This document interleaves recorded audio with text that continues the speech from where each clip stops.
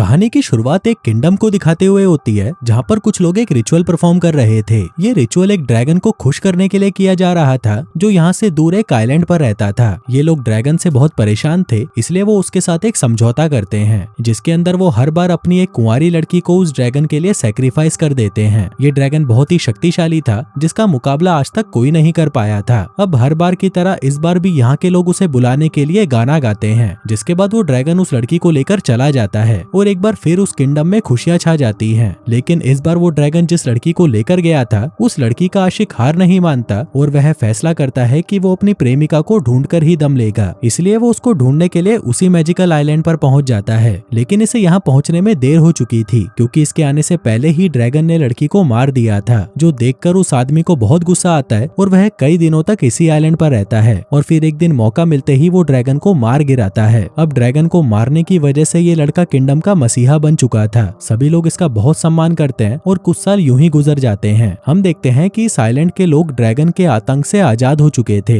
जिसके साथ ही उन लोगों ने उस रिचुअल को परफॉर्म करना भी बंद कर दिया था। अब लड़कियों को सेक्रीफाइस नहीं किया जाता था बल्कि उनकी शादी की जाती थी। जिसके बाद हम उसी ड्रैगन हंटर को देखते हैं जो अब काफी बूढ़ा हो चुका था। उसका एक पोता भी था जिसका नाम ईगो था। इसके बाद हम किंगडम के राजा को देखते हैं जो अपनी पोती नाडिया से कहता है कि उसने उसके लिए लड़का देखा है। ये लड़का और कोई नहीं बल्कि ईगो ही था, जिसे सब अपने दादाजी की तरह ही ताकतवर समझते थे। लेकिन नाडिया को इन सब चीजों से कोई मतलब नहीं था, वो तो अभी भी अपने बचपने में ही थी। इसलिए राजा उसे समझाता है कि तुम्हें अपना बचपना छोड़ना होगा और समझना होगा कि ईगो उसके लिए एकदम परफेक्ट है और अपने आने वाले कल को लेकर थोड़ा सीरियस होना होगा। नाडिया भी ये सब बातें सुन रही थी पर वो राजा की बातों पर ज्यादा ध्यान नहीं देती। कुछ दिनों बाद शादी का दिन भी आ जाता है और नाडिया को दुल्हन की तरह तैयार करके एक बोट पर लिटा दिया जाता है जिसकी रस्सी ईगो के हाथों में थी और वो नदी के दूसरी तरफ खड़ा होकर उस रस्सी को खींचना शुरू कर देता है, जबकि बाकी के सभी लोग वही रिचुअल सॉन्ग गाने लगते हैं। तभी अचानक आसमान का रंग बदल जाता है, तेज हवाएं चलने लगती हैं और अचानक से एक बड़ा सा ड्रैगन वहां पर आ जाता है। वो सीधा नाडिया के पास आता है और उसे बोट से उठाकर अपने साथ ले जाता है। वहीं बाकी ये सब देखकर हैरान हो जाते हैं और उस ड्रैगन को नाडिया को ले जाते हुए देखने लगते हैं, क्योंकि उन लोगों के लिए तो वो ड्रैगन मर चुका था, इसलिए उसे दोबारा देखकर हर कोई हैरान था। इधर नाडिया को जब होश आता है तो वो खुद को एक गुफा में पाती है। वहीं ड्रैगन के ऐसे पकड़ने के कारण उसे काफी चोटें भी आई थी। उसे बहुत तेज दर्द हो रहा था, लेकिन फिर भी वो उस गुफा से निकलने की कोशिश करती है। पर यहाँ पर उस ड्रैगन का एक पालतू जानवर रकून था जो उसे डराकर वापस गुफा में धकेल देता है। तभी उसे एक लड़के की आवाज आती है जो नाडिया को शांत रहने के लिए कह रहा था। वो नाडिया को कुछ इंस्ट्रक्शंस देता है जिन्हें फॉलो करके नाडिया उस रकून से बच जाती है। अब एक होल की मदद से वो लड़का नाडिया को कुछ दवाइयां देता है और नाडिया भी उससे उसका नाम पूछती है, लेकिन उस लड़के को तो अपना नाम भी नहीं पता था। और ये सुनकर नाडिया को काफी हैरानी होती है। उसे लग रहा था कि शायद ये लड़का भी उसी ड्रैगन का शिकार है, इसलिए वो उस लड़के से यहाँ से बाहर निकलने का रास्ता पूछती है। पर वो लड़का उसे बताता है कि ड्रैगन इतना पावरफुल है कि उससे बचकर कोई नहीं जा सकता, लेकिन अगर तुम्हारा प्रेमी यानी ईगो यहाँ पर आ जाए तो वो तुम्हें बचा सकता है। साथ ही वो ये भी बताता है कि उन लोगों को वो रिचुअल वाला गाना नहीं गाना चाहिए था, क्योंकि उसी गाने को सुनकर ड्रैगन अट्रैक्ट हो गया। अब नाडिया ये सुनकर गुस्सा हो जाती है और उस होल को बंद करके अपने बाल काट देती है ताकि वो यहाँ से निकलने की फिर से कोशिश कर सके। लेकिन तभी वो लड़का उसे ऐसा करने से मना कर देता है। नाडिया भी उसकी बात मान जाती है और उसका नाम एडम रखती है, जिसके बाद ये दोनों हाथ मिलाकर दोस्ती कर लेते हैं। पर तभी एडम नाडिया का हाथ पकड़कर खींचने लगता है। वो उसे कहता है कि ड्रैगन आ चुका है, इसलिए तुम इस गुफा से बाहर मत निकलना। लेकिन इतने में ही वो ड्रैगन नाडिया के ऊपर पत्थर फेंकने लगता है और तभी नाडिया एक कोने में आंखें बंद कर बैठ जाती है। इस गुफा का होल इतना छोटा था कि वो ड्रैगन इसके अंदर नहीं आ सकता था। तभी नाडिया एक बार फिर अपनी चोटी की मदद से यहाँ से निकलने की कोशिश करती है, पर इसका कोई फायदा नहीं होता। उसे लग रहा था कि शायद ड्रैगन एडम को अपने साथ ले गया, इसलिए वो उसके तरफ की दीवार पर पत्थर मारने लगती है, जिस वजह से बाहर जाने का रास्ता खुल जाता है। तभी नाडिया देखती है कि एडम वहाँ पर नहीं है, लेकिन कुछ कदम चलते ही उसे ड्रैगन मिलता है, जिससे बचने के लिए नाडिया एक गुफा में घुस जाती है, जिसका रास्ता छोटा होने की वजह से ड्रैगन बाहर ही रह जाता है। लेकिन तभी वो नाडिया पर हमला करने के लिए उस पर आग फेंकता है, पर नाडिया उससे बच जाती है। पर तभी ड्रैगन का पेट रकून भी उसके पीछे पड़ जाता है। नाडिया भागते हुए एक ऊंची जगह पर पहुंच जाती है, जहां पर एडम भी उसी रकून के साथ पहुंचता है। अब एडम को उस रकून के साथ देखकर नाडिया को थोड़ा डाउट होता है कि शायद एडम भी उस ड्रैगन के साथ मिला हुआ है, इसलिए वो एडम को खुद से दूर करती है और इसी के चलते वो नीचे गिर जाती है। एडम उसे बचाने के लिए छलांग लगाता है और यहाँ पर हमें पता चलता है कि एडम ही असल में वो ड्रैगन है। वो ड्रैगन में ट्रांसफॉर्म होता है और नाडिया को बचाने के चक्कर में खुद जख्मी हो जाता है। पर नाडिया इतनी डरी हुई थी कि नीचे गिरते ही वो एडम को छोड़कर वहाँ से भागने लगती है। पर यह आइलैंड समुद्र के बीचों बीच था, इसलिए नाडिया को यहाँ पर कोई मदद नहीं मिल सकती थी। नाडिया को भी पता था कि उसका यहाँ से निकल पाना नामुमकिन है। उधर एडम भी वापस अपने इंसानी रूप में आ जाता है और रकून उसे बचाने की कोशिश करता है, लेकिन वो छोटा था और चाहकर भी उसकी मदद नहीं कर सकता था।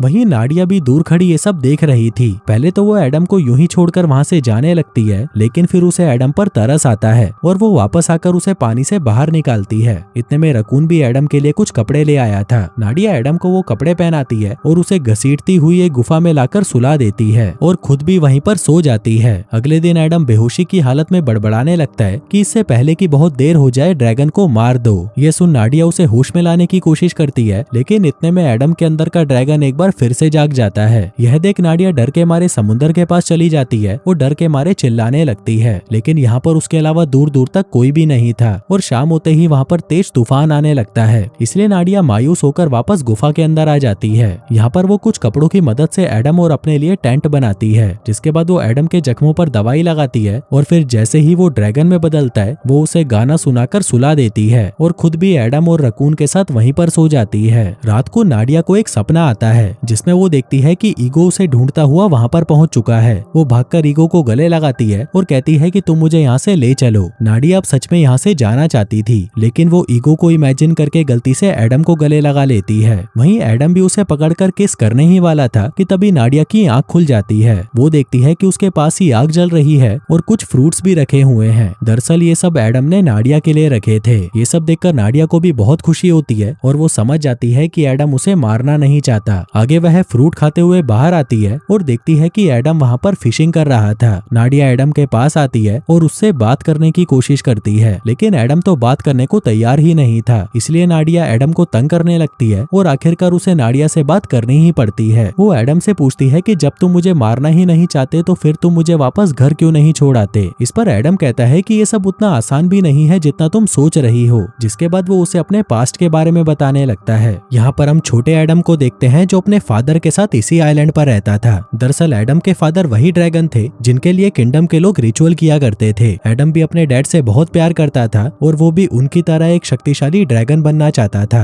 लेकिन फिर एक दिन उसे समुद्र में एक लकड़ी का बॉक्स मिला और उसमें रखी हुई चीजों ने एडम को बिल्कुल बदल दिया। अब उसका मन ड्रैगन बनने का बिल्कुल नहीं था। इसलिए जब उसके डैड ने उसे ड्रैगन बनाने की कोशिश की तो वो वहाँ से भाग गया और उसके डैड भी एडम के साथ जबरदस्ती नहीं कर पाए, क्योंकि किसी को भी उसकी मर्जी के बिना ड्रैगन बनाना नामुमकिन था। अब सब कुछ ठीक चल ही रहा था कि एक दिन एडम ने एक नाव को अपने आइलैंड पर देखा जिस पर सवार होकर आए एक इंसान ने उसके डैड को मार दिया। दरअसल वो आदमी ईगो के ग्रैंडफादर यानी कि ड्रैगन हंटर थे। अब जब एडम ने अपने फादर को मरते हुए देखा तो उसने फैसला किया कि वो उनकी मौत का बदला जरूर लेगा, इसलिए वह खुद भी एक ड्रैगन बन गया। जिसके बाद उसने डिसाइड किया कि वो हमेशा के लिए इसी आइलैंड पर रहेगा और किसी को भी नुकसान नहीं पहुंचाएगा। लेकिन एडम ये नहीं जानता था कि इंसान से ड्रैगन और ड्रैगन से इंसान कैसे बनते हैं। इसलिए वह जब ड्रैगन में बदलता तो वो आइलैंड पर बनी एक गुफा में चला जाता जिसके अंदर सिर्फ इंसान ही जा सकते थे। एडम कहता है कि कई सालों तक तो सब कुछ यूं ही चलता रहा, लेकिन तुम्हारी शादी में लोगों ने एक बार फिर से उस रिचुअल सॉन्ग को गाया जिसने मेरे अंदर के ड्रैगन को फिर से जगा दिया। लेकिन मैं तुम्हें वापस छोड़ने नहीं जा सकता क्योंकि मैं ड्रैगन पर काबू करना नहीं जानता। इसलिए अब तुम्हारे पास ईगो के आने के इंतजार करने के अलावा और कोई रास्ता नहीं है। एडम बताता है कि ये पूरा आइलैंड उसके पूर्वजों की हड्डियों से बना हुआ है, इसलिए यहाँ पर सिर्फ एक सच्चा आशिक ही पहुँच सकता है। अगर ईगो तुमसे सच में प्यार करता है तो वो यहाँ पर जरूर पहुँच जाएगा, लेकिन तब तक तुम्हें उसी गुफा में रहकर उसका इंतजार करना होगा जहाँ से तुम बाहर निकली हो, क्योंकि वहाँ पर तुम मेरे अंदर के ड्रैगन से सुरक्षित रह सकती हो। हम देखते हैं कि एडम को बहुत ज्यादा चोट आई थी और नाडिया उसे यूं ही अकेला नहीं छोड़ सकती थी, इसलिए वो कहीं भी जाने से मना कर देती है और एडम से कहती है कि तुमने मेरा ध्यान रखा, मुझे अपने अंदर के ड्रैगन से सुरक्षित रखा, जिसका मतलब है कि तुम्हारे अंदर का इंसान जाग रहा है। इसलिए जब तक ईगो यहाँ पर नहीं आ जाता तब तक मैं तुम्हारे अंदर के ड्रैगन से लड़ाई करने में तुम्हारी मदद करूंगी। अब एडम ये सुनकर बहुत खुश होता है और फिर नाडिया एडम के साथ मिलकर उस आइलैंड को सजाने लगती है। वो समुद्र में पड़ी खराब चीजों से अपने आइलैंड को सजाते हैं, साथ ही अपने लिए अच्छे अच्छे कपड़े भी निकाल लेते हैं। धीरे धीरे उन दोनों के बीच में दोस्ती होने लगती है और वो दोनों एक साथ खूब इंजॉय करते हैं। क्योंकि अब कई दिनों से एडम के अंदर का ड्रैगन नहीं जागा था तो नाडिया को भी यकीन हो जाता है कि वो एडम के अंदर के ड्रैगन को मारने में कामयाब हो रही है। यह सोचकर नाडिया बहुत खुश होती है, लेकिन उसकी खुशी कुछ ही दिनों में खत्म हो जाती है क्योंकि एक रात एडम फिर से ड्रैगन में बदल जाता है और नाडिया पर हमला कर देता है। वहीं नाडिया भी पहले तो डरकर उससे दूर भागती है, लेकिन फिर उसे प्यार से छूने लगती है, लेकिन इसका उस पर कुछ खास असर नहीं होता होता और वो ड्रैगन नाडिया के ऊपर आग फेंकता है, पर तभी नाडिया की आंख खुल जाती है। यानी ये सब बस उसका एक सपना था। कुछ देर बाद एडम उसके लिए फूल लेने जाता है और एक बार फिर से ड्रैगन में बदलने लगता है। तभी उसकी नजर एक बोट पर पड़ती है जिसे नाडिया ने छुपा रखा था। एडम समझ जाता है कि नाडिया यहाँ से भागने की तैयारी कर रही थी, इसलिए उसे बहुत गुस्सा आता है क्योंकि एडम नाडिया से प्यार करने लगा था और हमेशा उसके साथ रहना चाहता था। उसे लग रहा था कि नाडिया भी उसे पसंद करती है, इसलिए उसने इतने समय तक खुद पर काबू रखा ताकि वो ड्रैगन बनकर उसे कोई नुकसान न पहुंचा दे। अब एडम गुस्से में सीधा नाडिया के पास आता है और उसको बताता है कि ड्रैगन जिन लड़कियों को यहाँ पर लाते हैं उन्हें अपनी फायर से तब तक जलाते हैं जब तक वो लड़कियां राख में ना बदल जाएं, और फिर उसी राख में से वह बच्चों को निकालते हैं और इस तरह एक ड्रैगन का परिवार आगे बढ़ता है। नाडिया पूछती है कि तुम ये सब मुझे क्यों बता रहे हो? तब एडम बताता है कि मैंने वो बोट देख ली है और मैं ये भी समझ चुका हूँ कि तुम मुझे बदलने का सिर्फ ढोंग कर रही थी ताकि मौका मिलते ही यहाँ से भाग सको। अब नाडिया को ये सुनकर बहुत दुख होता है क्योंकि कहीं ना कहीं वो भी मन ही मन एडम को पसंद करने लगी थी, इसलिए वो उसे समझाने की कोशिश करती है, लेकिन एडम कुछ भी सुनने को तैयार नहीं था। वो कहता है कि इससे पहले कि मैं भी तुम्हारे साथ वही करूं जो ड्रैगन दूसरी लड़कियों के साथ करते थे, तुम अपनी बोट लेकर यहाँ से चली जाओ, क्योंकि इतने वक्त तक तो मैंने अपने अंदर के ड्रैगन को कंट्रोल कर लिया, पर अब मैं इसे कंट्रोल नहीं कर पाऊंगा। इसके बाद एडम खुद को तकलीफ देने लगता है और इससे नाडिया को भी परेशानी होती है, जिसके बाद वह अगली सुबह अपनी बोट लेकर यहाँ से चली जाती है। दूसरी तरफ हम ईगो को देखते हैं जो अभी तक अपने लोगों के साथ मिलकर नाडिया को ढूंढ रहा था, लेकिन ना तो ईगो नाडिया को प्यार करता था और ना ही नाडिया ईगो को, इसलिए ईगो उस आइलैंड को नहीं देख पाता। लेकिन एक रात उसे एक बोट अपनी तरफ आती हुई दिखाई देती है जिसमें नाडिया बैठी हुई थी। वो नाडिया को देखकर बहुत खुश होता है और उसे वापस उसी आइलैंड पर चलने को कहता है, लेकिन नाडिया बताती है कि वो ड्रैगन एक चट्टान से टकराकर मारा जा चुका है, इसलिए अब उन्हें वहाँ पर जाने की कोई जरूरत नहीं। लेकिन ईगो फिर भी जिद करता है क्योंकि उसे किंगडम में खुद को हीरो दिखाना था और वो चाहता था कि सबको यकीन हो जाए कि वो भी नाडिया से प्यार करता है। लेकिन नाडिया कहती है कि अब उसे इस आइलैंड पर वापस नहीं जाना, वो तो बस अपने घर वापस जाना चाहती है। ईगो भी नाडिया की बात मान जाता है और अपने साथियों के साथ उसे लेकर वापस अपने घर लौट जाता है, जहाँ पर राजा नाडिया को देखकर बहुत खुश होते हैं और एक बार फिर से नाडिया और ईगो की शादी की तैयारियां शुरू हो जाती हैं। फिर कुछ दिनों बाद इनकी शादी का दिन भी आ जाता है और एक बार फिर से नाडिया को तैयार करके बोट पर बिठाया जाता है। वहीं दूसरी तरफ खड़ा ईगो उस बोट को अपनी तरफ खींचने लगता है, लेकिन बोट में लेटी नाडिया की आंखों में आंसू थे। वो समझ चुकी थी कि वो ईगो से नहीं एडम से प्यार करती है और उसे इस बात से भी कोई फर्क नहीं पड़ता था कि एडम इंसान के साथ साथ एक ड्रैगन भी है। वह अपने प्यार को किसी भी कीमत पर खोना नहीं चाहती थी, इसलिए वो इस शादी को रोकने के लिए जोर से चिल्लाकर कहती है कि वो ईगो से नहीं बल्कि ड्रैगन से प्यार करती है। ये सुनकर सभी लोग हैरान रह जाते हैं और ईगो रस्सी को जल्दी जल्दी अपनी तरफ खींचना शुरू कर देता है, लेकिन नाडिया उस रस्सी को निकाल देती है और उसी सॉन्ग को गाने लगती है जो ड्रैगन को अपनी तरफ अट्रैक्ट करता था।